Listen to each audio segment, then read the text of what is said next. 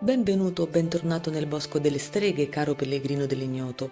Ringraziamo di cuore Cinzia Speranza che ci ha lasciato un bellissimo commento sul video della Janara. Oggi parliamo di un'altra strega della tradizione italiana, la Zucculara. La Zucculara è il nome di una delle streghe di Benevento che, come sappiamo, è la città delle streghe in Italia. Personaggio che si aggira in uno specifico quartiere della città, cioè il Trigio, luogo che in passato, all'epoca romana, era considerato il centro città. Nei secoli e con lo sviluppo urbanistico è diventata una zona lontana, nel senso che essa è la parte ormai vecchia di questa provincia. Il Trigio, ai tempi del dominio dell'impero romano, divenne il punto principale delle attività ricreative del territorio. Si eressero tanti templi e perfino il teatro romano. Storia del Trigio. In questo rione o quartiere risiedevano tante persone, zona che poi venne considerata insana, essendo uno dei centri più frequentati per il divertimento del popolo. Divenne quasi scontato che tra i divertimenti c'erano i lupanari, cioè le case di prostituzione. Vi erano passeggiatrici, bische e altri giochi d'azzardo. Unitamente vi si riversavano le persone più povere, quali ladri e delinquenti di ogni genere. Le arcate del vecchio teatro furono usate come abitazioni dalla gente più povera. Nella zona del retro del teatro romano vi sorgeva un piccolo cimitero, dove erano sepolti i bambini morti di malattia. Durante la peste del colera questo luogo divenne usatissimo. Proprio dal cimitero nasce la figura della Zucculara o Zuccolara. Ancora oggi la sua ombra viene avvistata da turisti e abitanti del luogo.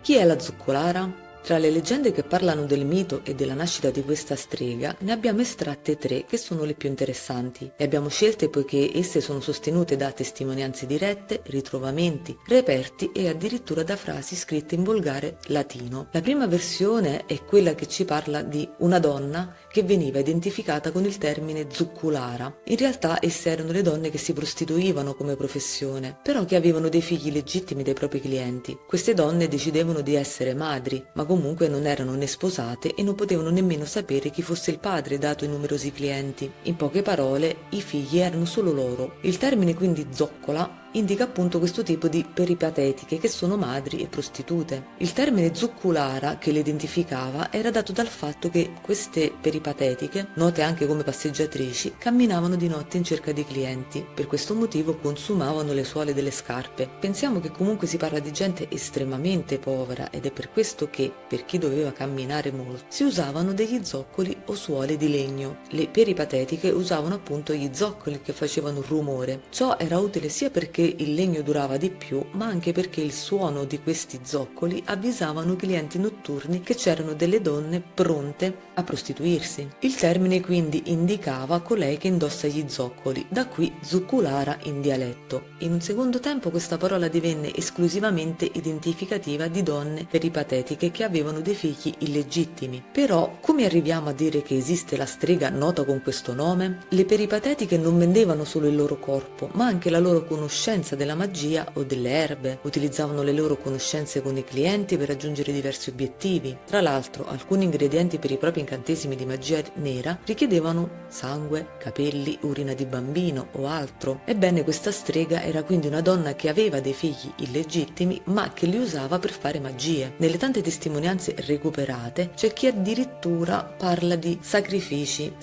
di bambini, oppure li rendevano schiavi per poter chiedere l'elemosina. La credenza che la zucculara si nutriva dei suoi stessi figli è diventata popolare perché intanto erano usati appunto durante le magie, ma anche perché nei periodi più poveri, di guerre, carestie e malattie epidemiche, c'erano episodi di cannibalismo. I bambini, di notte, sparivano dalle loro stesse case.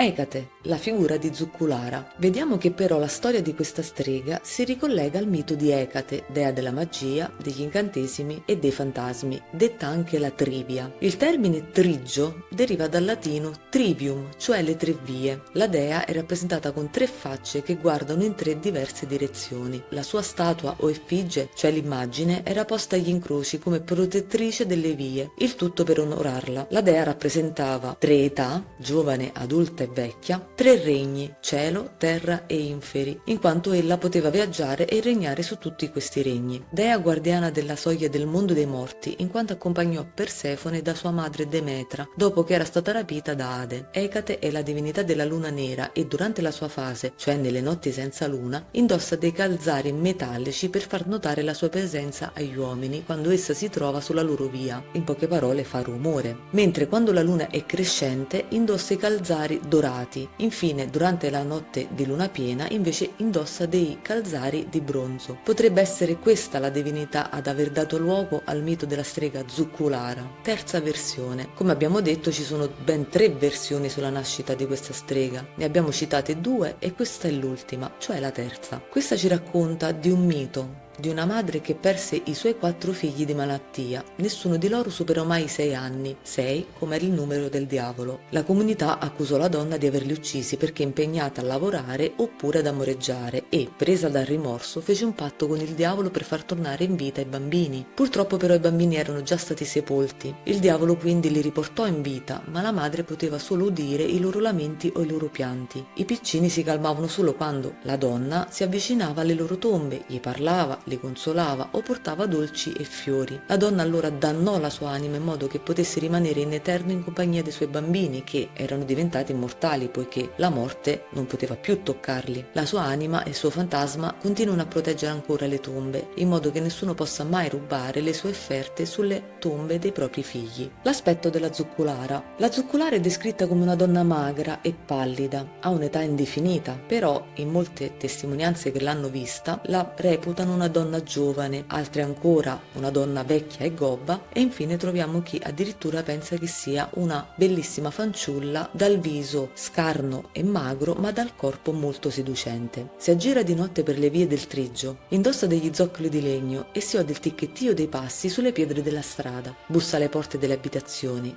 Chiunque va ad aprire non vede nessuno, ma sente appunto il ticchettio degli zoccoli che si allontanano in gran fretta, accompagnata da una risata macabra. Nessuno ha mai detto che questo strano evento abbia portato sciagura, sventura o sia successo qualche disgrazia. In poche parole, tra le streghe di Benevento, lei è quella meno cattiva. Le più cattive sono e rimangono le Ianare, di cui abbiamo parlato in un altro video diviso in 2 parti. Le Ianare volano sulla scopa di notte, tormentando le persone e gli animali che incontrano e odiano. Lanciano fatture e maledizioni. Un'altra strega particolare di Benevento è la cosiddetta Manolonga. Si narra che lei fosse una donna che morì annegata in un pozzo, diventando uno spirito che infestava tutti i pozzi. Attirava e tirava verso di sé, all'interno del pozzo, chiunque si affacciasse per guardare dentro l'acqua che vi era. Questa storia appartiene alle tradizioni locali e ne parleremo prossimamente. Terminiamo qui il video su questa affascinante strega di Benevento. Siamo arrivati al termine del viaggio insieme alla Zucculara. Cosa ne pensi?